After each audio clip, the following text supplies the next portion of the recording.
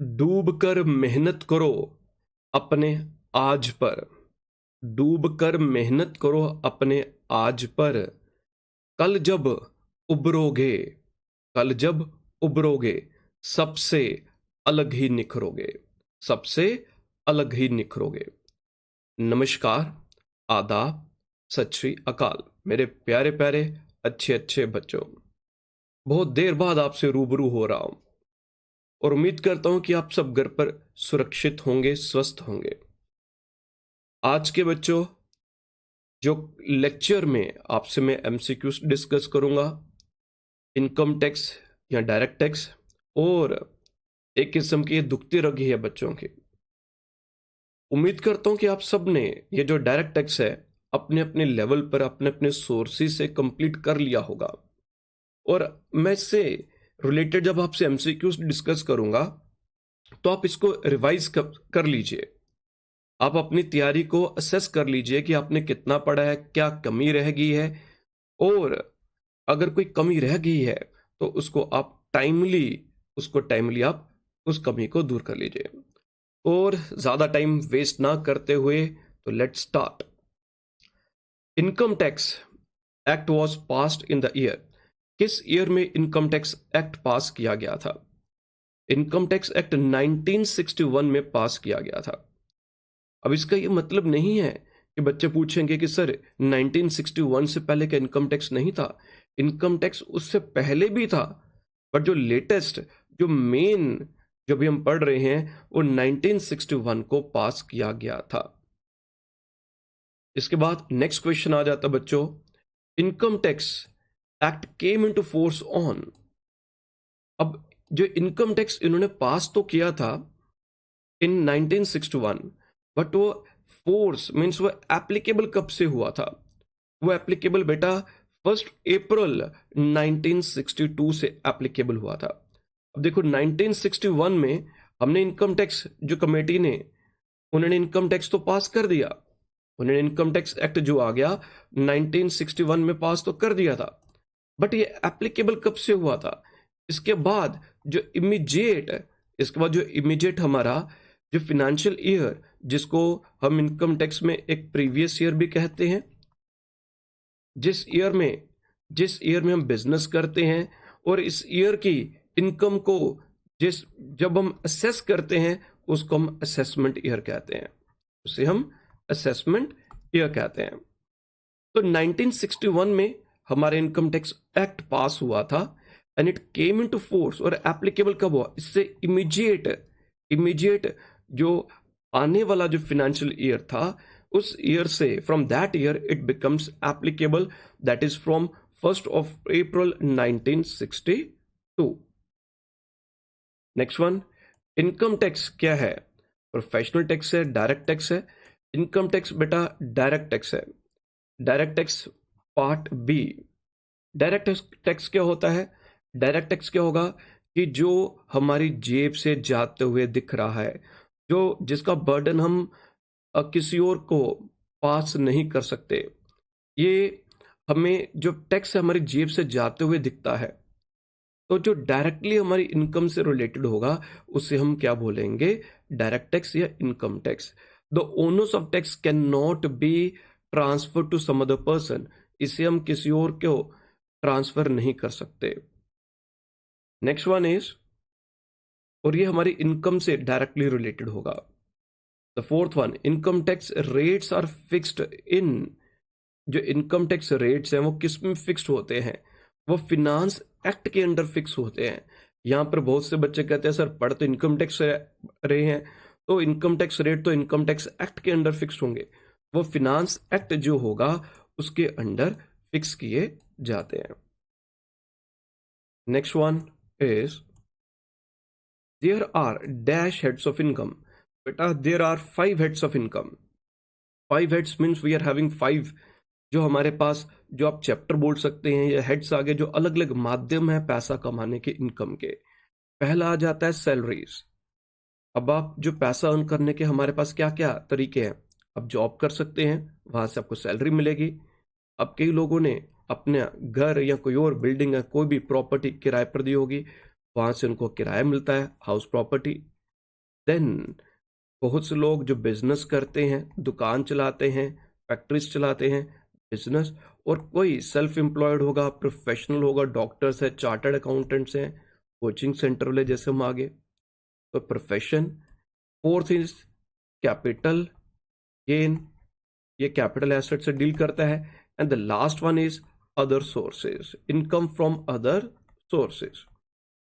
जो इनकम ऊपर के 5 सेट्स में नहीं आई, जो इनकम ये ऊपर के 5 सेट्स में नहीं आई, वो अदर सोर्सेज में आएगी। आप ये भी कह सकते हैं कि जिसका कोई नहीं उसका अदर सोर्सेज है। We are having 5 heads of income, और हर एक के लिए अलग अलग रूल्स, अलग अलग प्रोविजंस होंगे। Next one is a person with the age of, a person with the age of dash or more is considered as a super senior citizen। तो बच्चों सीनियर सिटीजन जो होगा उसके लिए एज, सीनियर सिटीजन के लिए जो एज है वो 60 ईयर्स से अबव है, 60 ईयर्स। एंड सुपर सीनियर के लिए it is 80 years and above और सुपर सीनियर सिटीजन्स। मैं आप लोगों से बच्चों कोशिश करूंगा कि जितना डिटेल में हो सके वो आपसे मैं डिस्कस करूं अभी। तो आप लोग ये जो एमसीक्यूज हैं, इन एमसीक्यूज को अटेम्प्ट करने से पहले आप अपने जितने भी बेसिक्स हैं उन सब बेसिक्स को एक बार ब्रशअप कर लीजिए, उन्हें रिवाइज कर लीजिए। अगर आपने ब्रशअप किया होगा, रिवाइज कर लिया होगा, तो आसानी से आपको ये क्लियर हो जाएगा। Next one is the minimum exceptional limit of income. Exceptional limit या फिर एग्जम्पशन लिमिट जो है इस समय 2,50,000 है। जो minimum for normal person it is 2,50,000, for senior citizens it is 3 lakh, and for super senior citizens it is 5 lakhs। तो 5 लाख तक उनको टैक्स नहीं लगता, उनकी जो भी इनकम होगी। अब इसमें एक और चीज बेटा, जो इनकम टैक्स के जो रूल्स हैं वो हर साल चेंज होते हैं। And sometimes there are considerable changes, काफी ज्यादा चेंजेस होती हैं, और समटाइम्स बिल्कुल माइन्यूट सी चेंजेस होती हैं। तो इसमें जो एग्जामिनर है या जो है वो कहाँ से क्वेश्चन उठा लेता है, वैसे तो जो इनकम टैक्स रिलेटेड जो होगा करंट ही जो असेसमेंट ईयर या प्रीवियस ईयर वही एप्लीकेबल होना चाहिए। Still let's keep our fingers crossed कि कौन सा वाले होता है, किस वेले से आएगा। Rebate of income tax is defined as per section. जो रिबेट होती है वो किस सेक्शन के अंडर आती है? It is section 87A। तो 87A के अंडर रिबेट हम पढ़ेंगे। और रिबेट में क्या जाता है कि अगर किसी की इनकम 5 लाख से कम है तो उसको 12,500 तक अंडर सेक्शन 87A रिबेट मिल जाती है। अगर उसकी इनकम कितनी, मैंने भी आपको बताया 5 लाख से अगर कम है तभी 87 के अंडर उनको रिबेट मिलेगी। अगर किसी की टोटल इनकम 5 लाख से ज्यादा है तो उसको अंडर सेक्शन 87A कोई भी रिबेट नहीं मिलेगी। Next one is question number 9। Section 2 subsection 9 of the income tax deals with, वो किससे डील करती है? वो बच्चों असेसमेंट ईयर के साथ डील करती है। कुछ सेक्शंस आप लोगों को याद होनी चाहिए कि कौन कौन से सेक्शन में क्या क्या आएगा। कुछ सेक्शंस याद, सभी तो नहीं मैं बोलूंगा, इसमें तो बहुत बहुत ज्यादा सेक्शंस हैं, और इतनी ज्यादा सेक्शंस आपको याद नहीं करनी है, बट मेन बेसिक्स टर्म्स से रिलेटेड अगर कोई सेक्शंस होंगी that you have to learn. और कितनी डिटेल में आता है एग्जाम वी कांट से, तो विल बी ट्राइंग, मैं यहाँ पर कोशिश करूंगा कि कुछ एक लिमिट तक आपको जितने भी एमसीक्यूज हो सके वो डिस्कस करूं ताकि आप लोगों के अच्छे ढंग से तैयारी हो सके। Next one question number 10। Assessment year is a period of 12 months commencing from, जो भी हमारा जो फाइनेंशियल ईयर है, हमारा प्रीवियस ईयर है या असेसमेंट ईयर है, वो 1 अप्रैल जो भी ईयर होगा से स्टार्ट होता है, और 31 मार्च जो उसके बाद होगा वहां पर वो क्लोज हो जाता है। तो 10th का जो आंसर है दैट इज 1 अप्रैल से वो कमेंस होगा और 31 मार्च को क्लोज हो जाएगा। क्वेश्चन नंबर 11th में क्या आ गया? when the income earned in an year is taxed in the same year, अगर जो इनकम हमने अर्न की है सेम ईयर में टैक्स हो जाती है तो उसे क्या बोला जाता है? यूजुअली क्या होता है कि जिस ईयर में हम इनकम कमाते हैं उस दैट पर्टिकुलर ईयर को हम बोलते हैं प्रीवियस ईयर। ठीक है, अब प्रीवियस ईयर में हमने जो पैसा कमाया इसको इसके ऊपर टैक्स कितना बना है, इसको असेस जो होता है वो नेक्स्ट फाइनेंशियल ईयर में किया जाता है। नेक्स्ट फाइनेंशियल ईयर में इसको असेस किया जाता है। बट समटाइम्स क्या होगा कि अगर सेम ईयर में अगर उसकी इनकम को असेस किया जाएगा, टैक्स को कैलकुलेट किया जाएगा, तो उसे हम एक्सेलरेटेड असेसमेंट भी कहते हैं, उसे हम एक्सेलरेटेड असेसमेंट कहते हैं। ठीक है जी। नेक्स्ट वन है, अब इसमें जो अगले दो क्वेश्चंस हैं 12th वाले में, तो surcharge is levied when the total income exceeds. तो पहले जो होता था, जो मैंने भी आपको बताया rules, it keeps on changing. अभी जो प्रेजेंट जो केस चल रहा है उसमें कोई फिक्स लिमिट नहीं है, तो उनके लिए यहां पर तो ये आ गया, कोई पुराना किसी ईयर से रिलेटेड क्वेश्चन आ गया, तब 1 करोड़ होती थी लिमिट। अब क्या लिमिट आ गई है, अगर किसी की इनकम 50 लाख से तक है, 50 लाख तक अगर किसी की इनकम है, ठीक है जी, तो डज नॉट एक्सीड 50 लाख, तो उसके इनकम पर उसको जो जो टैक्स जो सरचार्ज लगेगा वो निल होगा। अगर इनकम कितनी है 50 लाख तक है, अगर इनकम एक्सीड करती है 50 लाख एक्सीड करती है, इनकम एक्सीड करती है 50 लाख से लेकर 50 लाख एक्सीड करेगी, और कहां तक होगी 50 लाख से लेकर वो अगर 1 करोड़ तक होती है, 1 करोड़, ठीक है, and does not exceed 1 crore, does not exceed 1 crore, तो 10% ऑफ टैक्स, जितना भी टैक्स बना होगा उसका 10% सरचार्ज लगेगा। अगर इनकम जो है वो 1 करोड़ से ज्यादा है, अगर इनकम जो है वो कितनी है बच्चों, that is more than 1 crore, 1 crore से ज्यादा, और डज नॉट एक्सीड 2 करोड़, तब 15% ऑफ टैक्स।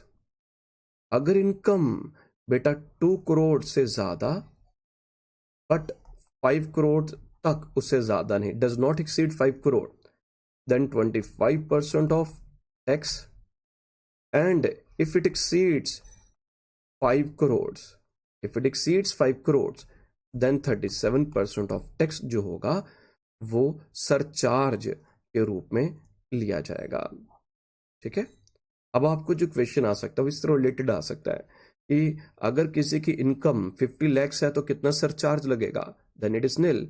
अगर इनकम 75 लाख है, it comes between this bracket, इस ब्रैकेट के बीच में है, 70 या 75 लाख है, देन 10% ऑफ टैक्स, जितना भी टैक्स लगा होगा उसका टैक्स के ऊपर 10% और टैक्स लगेगा, वो सरचार्ज होगा। अगर इनकम 1 करोड़ से ज्यादा बट 2 करोड़ तक होगी तो 15%, 2 करोड़ से ज्यादा बट 5 करोड़ तक से कम होगी तो 25%, और if it does not exceed 5 crore means 5 crore तक, 50 लाख से ज्यादा बट 1 करोड़ तक, 1 करोड़ से ज्यादा बट 2 करोड़ तक, 2 करोड़ से ज्यादा बट 5 करोड़ तक, 5 करोड़ से ज्यादा तो 37%। Next one is education cess जो है is charge at the rate of, जो पहले रेट था बेटा वो 3% था, अब 4% अब जो आ गया हमारे पास एजुकेशन सेस जो आ गया। तो एजुकेशन सेस में दो जो होंगे, एक इसमें हेल्थ है और एक एजुकेशन सेस जो आ गया, अब वो 4% हो गया है, पहले 3% होता था, अब 4% जो करंट जो आ गया। नेक्स्ट वन इज, तो इसका आंसर सी वाले में 4%। As per income tax act person includes, person की डेफिनेशन में क्या क्या आएगा, इंडिविजुअल भी पर्सन होता है, HUF भी पर्सन होता है, लोकल अथॉरिटी भी पर्सन होता है, and all of the above, option D right answer. Next is CBDT। CBDT होती क्या है, CBDT की फुल फॉर्म आ जाती है central board of direct taxes, option B central board of direct taxes. ये जो central board of direct taxes है, पहले ये सेंट्रल बोर्ड ऑफ रेवेन्यू के अंडर था, पहले सेंट्रल बोर्ड ऑफ रेवेन्यू होता था, वो बाइफरकेट हुआ और एक सेपरेट बोर्ड डायरेक्ट टैक्सेस के लिए जो कॉन्स्टिट्यूट किया गया, जिसका नाम CBDT, central board of direct taxes जो था, वो कॉन्स्टिट्यूट किया गया था by the act under the central board of revenue act 1963। Question आ सकता है कि ये कब जो ये CBDT जो था इस्टेब्लिश हुआ था, 1963 में इस्टेब्लिश हुआ था under the central board of revenue act, under the central board of revenue act 1963।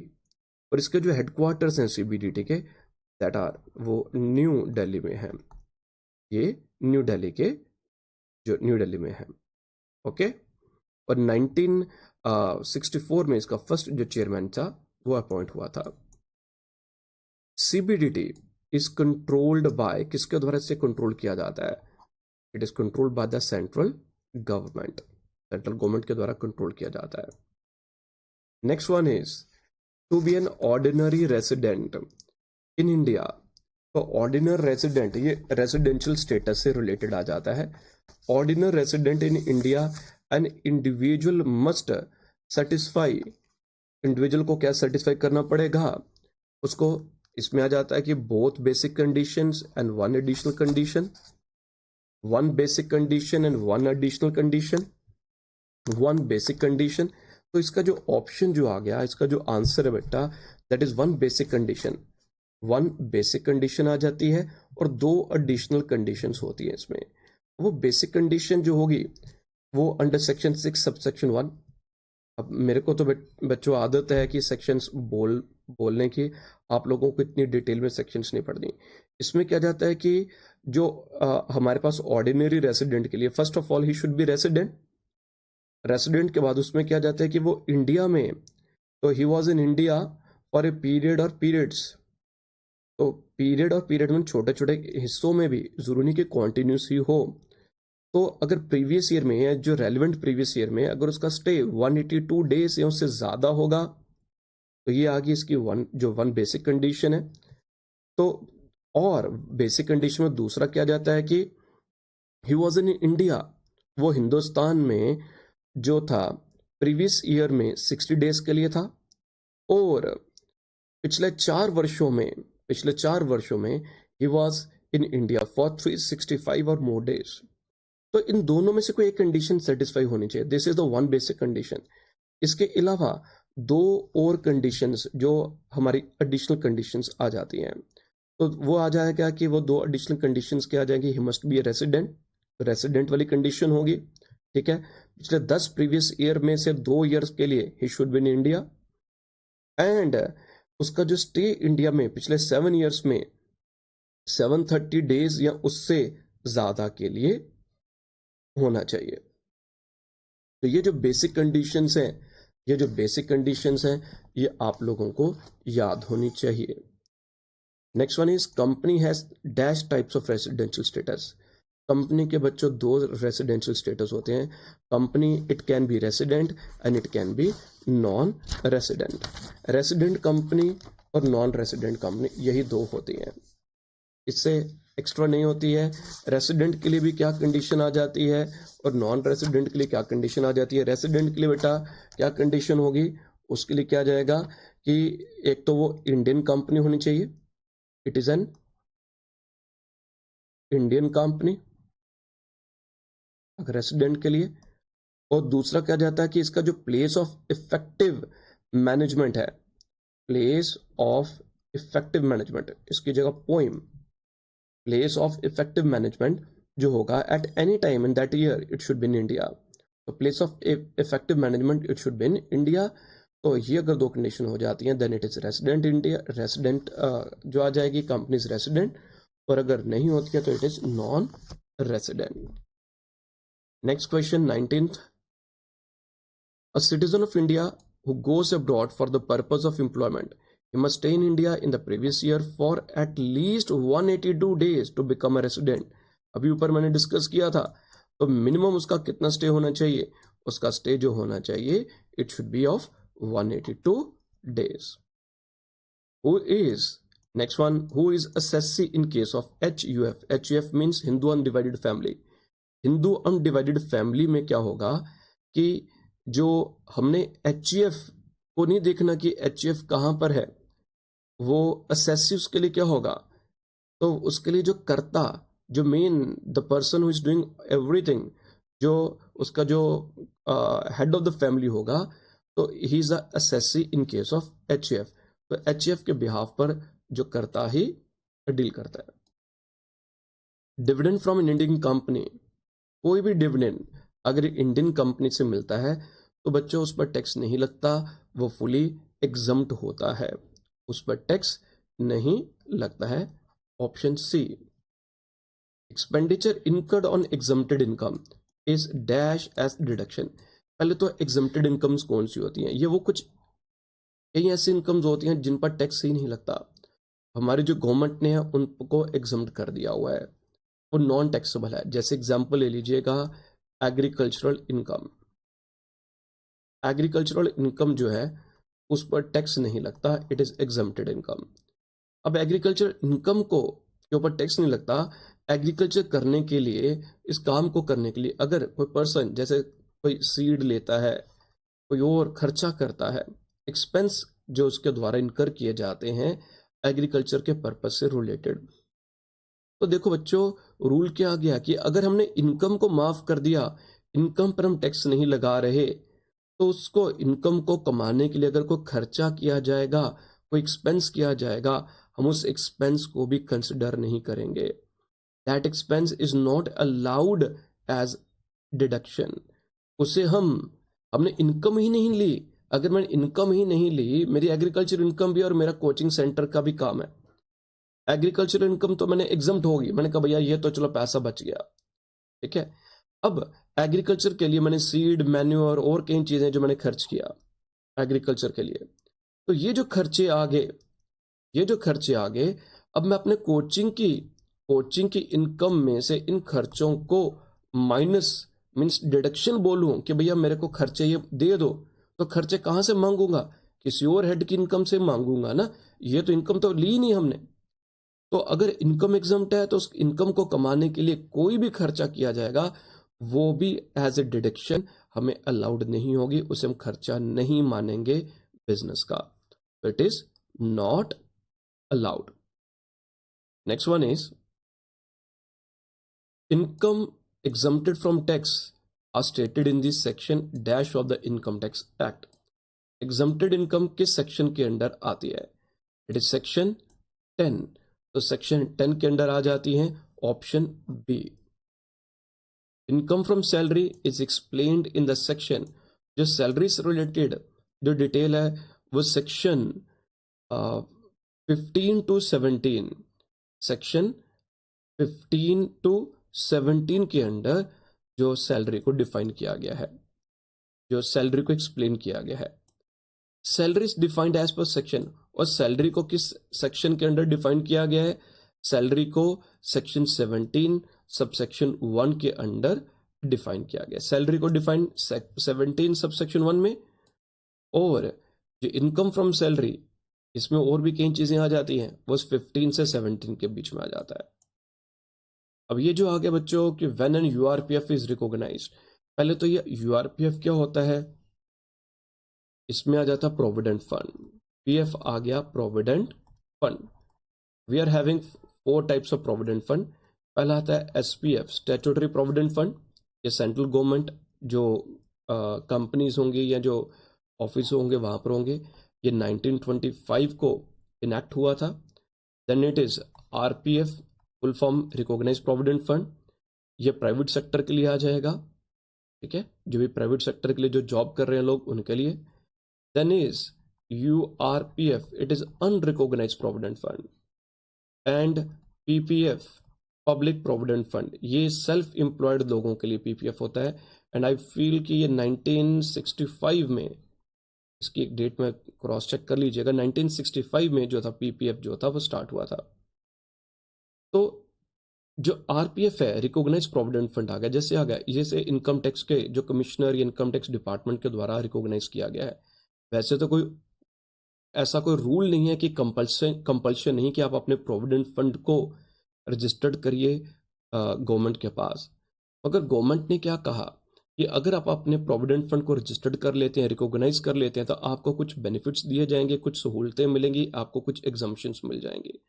और अगर आप अपने प्रोविडेंट फंड को रजिस्टर्ड नहीं करते, रिकॉग्नाइज नहीं करवाते हैं, तो आपको कुछ टैक्स में बेनिफिट्स, कुछ रियायतें वो आपको नहीं मिलेंगी, तो वो यूआरपीएफ आ जाता है, अनरिकॉग्नाइज प्रोविडेंट फंड। तो समटाइम्स कुछ जो प्राइवेट सेक्टर है वो यूआरपीएफ में चला जाता है। बाद में जब उनको लगता है कि भाई हमें तो नुकसान हो रहा है, तो ये तो बेटर नहीं है, फायदा नहीं है, तब वो अपने यूआरपीएफ को कन्वर्ट करते हैं आरपीएफ में। क्या करते हैं, यूआरपीएफ से वो क्या करते हैं, अपने आप को ट्रांसफर कर लेते हैं, कन्वर्ट करते हैं आरपीएफ को। तो जब यूआरपीएफ को हम रिकॉग्नाइज कर लेते हैं, that means it is converted to RPF. When it is recognized और कन्वर्टेड टू द आरपीएफ, तो यूआरपीएफ का बैलेंस अब आरपीएफ में चला गया। तो इस जो बैलेंस ट्रांसफर किया गया है, इस बैलेंस को अब हम क्या बोलेंगे, इस बैलेंस को बच्चों हम बोलते हैं रिकॉग्नाइज्ड बैलेंस। पहले हमने इसको रिकॉग्नाइज नहीं किया था, अब ये इधर चला गया, तो इस बैलेंस को अब हम रिकॉग्नाइज्ड बैलेंस कहते हैं, जो यूआरपीएफ से आरपीएफ में ट्रांसफर हो गया। जब ये ट्रांसफर इधर किया जाता है, तो जितनी टैक्स लाइबिलिटी बनती होगी, तो टैक्स लाइबिलिटी पे करने के बाद it will become RPF, it will be recognized as RPF now.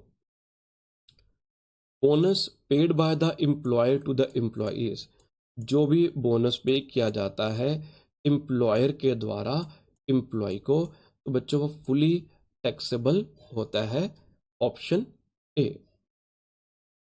Gratuity, gratuity क्या जाता है कि जब भी कोई एम्प्लॉय जॉब से रिटायर होता है, as a token of gratitude, as a token of gratitude employer के द्वारा एम्प्लॉय को in appreciation of his duties, भाई आपने अपनी जिंदगी हमारी बिजनेस में, हमारी कंपनी में लगा दिया है, तो as a token of gratitude उन्हें कुछ पैसा देते हैं, जिसे हम ग्रेचुटी बोलते हैं। इनिशियली ये वॉलेंट्री पेमेंट होती थी, बट आहिस्ता आहिस्ता आहिस्ता अब एक कंपल्सरी पेमेंट बन गई है। तो it is paid as a in recognition of the services, तो as a token of gratitude जो पेमेंट दी जाती है। तो ये सेक्शन 10 सब सेक्शन 10 के अंडर आती है।